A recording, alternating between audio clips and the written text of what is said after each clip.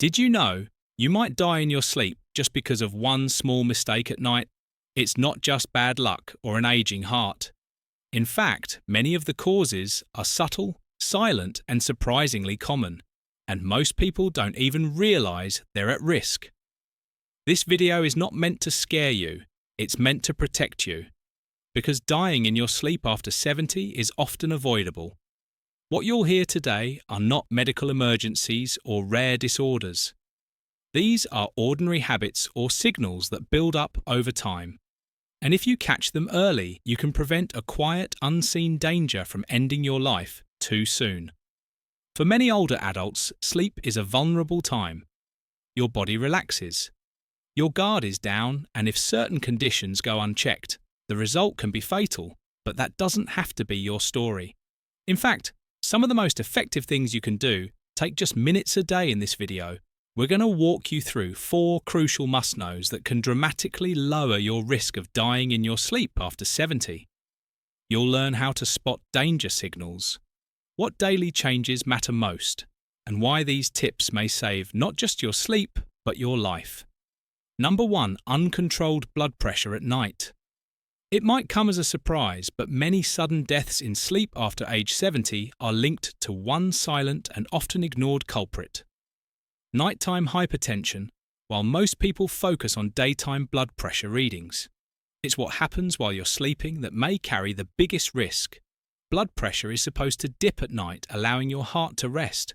But for some seniors, it either stays high or even rises, a pattern that significantly increases the chances of stroke, heart attack, and sudden cardiac events in the middle of the night.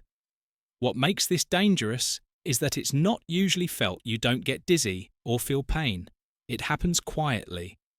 That's why cardiologists recommend what's called ambulatory monitoring, a small device worn for 24 hours to track blood pressure patterns, especially overnight. Patricia, age 81, had always kept her blood pressure under control during the day, but after a routine checkup, her doctor suggested a 24-hour test just to be safe.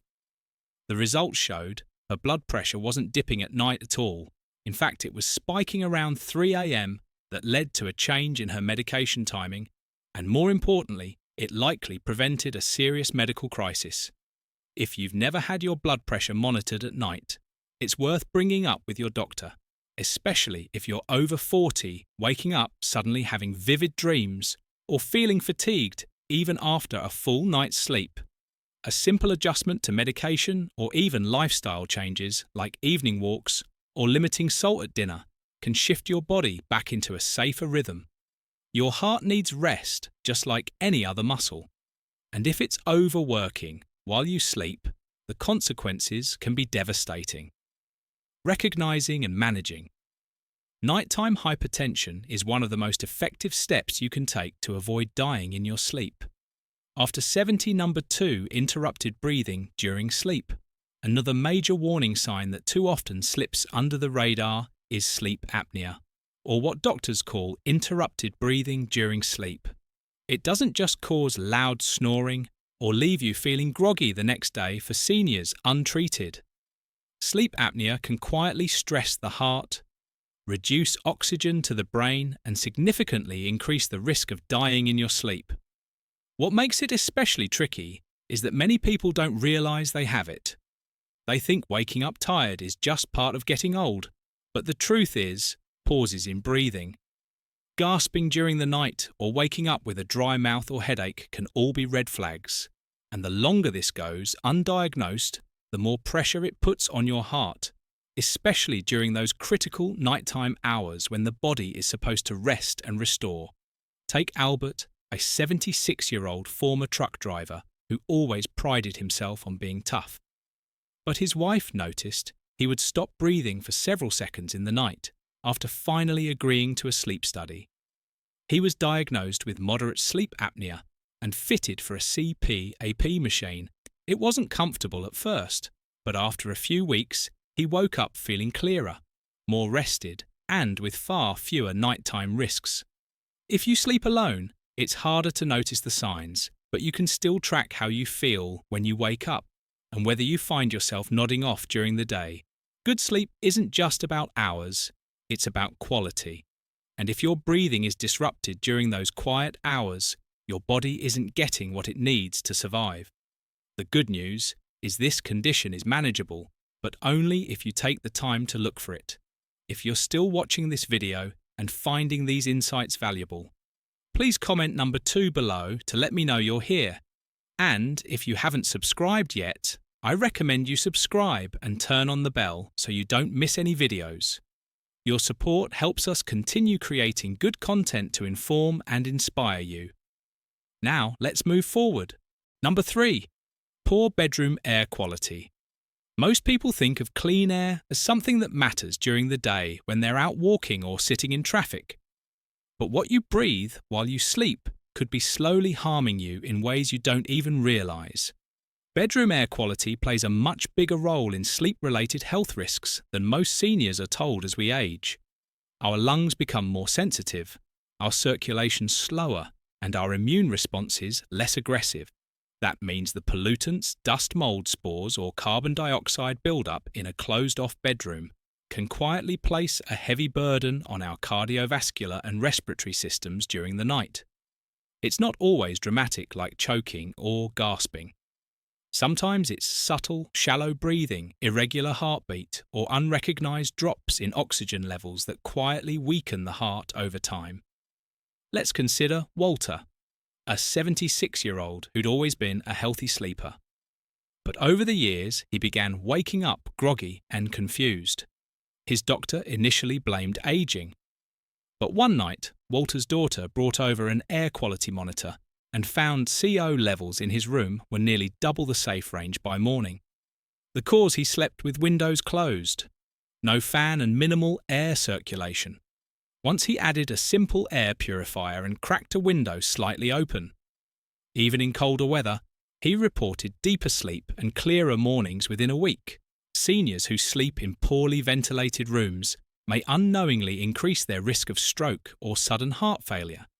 Even small appliances like scented plug-ins, old carpeting, or accumulated pet dander can quietly degrade the air around you. Improving bedroom air quality doesn't require expensive overhauls. It can be as simple as removing clutter, opening windows daily, avoiding synthetic fragrances, using a high-quality heat purifier, or checking for mold and mildew near windows or baseboards. It's not just about comfort, it's about survival. Your body heals and recovers during sleep, but if it's battling invisible toxins all night, it's not healing, it's surviving. And that stress adds up. If you're over 70 and want to avoid dying in your sleep, what you breathe while you rest should be taken just as seriously as what you eat while awake. Number 4, infrequent nighttime movement. It might sound odd, but one of the quiet signals that something could be dangerously wrong during sleep is a lack of movement. Our bodies are designed to adjust and shift positions multiple times throughout the night. These small movements help regulate circulation, reduce pressure on organs, and prevent the buildup of carbon dioxide in the lungs. But when a senior stops turning, shifting, or adjusting in bed, it could mean something far more serious than simply being a still sleeper. Reduced movement during sleep has been linked to declining nervous system responsiveness, underlying heart irregularities, and even the early stages of neurodegenerative conditions. In some cases, it can be a precursor to nighttime cardiac events. Let's take the case of George, an 84-year-old widower, whose daughter noticed his bed looked untouched in the mornings. At first, she assumed he was just a need sleeper. But during a routine checkup, doctors found signs of early-stage heart block. His body wasn't responding quickly enough to shifts in blood pressure, and during sleep, his system would go unnaturally still after being fitted with a monitor and starting light cardio training. George's sleep became more active, and his heart rate variability improved. That shift in sleep behaviour quite possibly added years to his life. It's important to understand that when a body becomes too still at night, it's often because the systems that normally protect us, like our balance sensors, our spinal reflexes, or our subconscious muscle tone, are shutting down or failing to respond. That's not just about getting older. That's about potential danger. And the best part, you don't need fancy equipment to monitor this. Simply observe, are your sheets rumpled in the morning? Is your pillow in the same place every day? Are you waking up in the exact same position? If so, it may be time to bring this up with your doctor. Encouraging nighttime movement can be as simple as gentle stretching before bed, avoiding heavy sedatives unless necessary, and keeping the room at a temperature that promotes natural repositioning.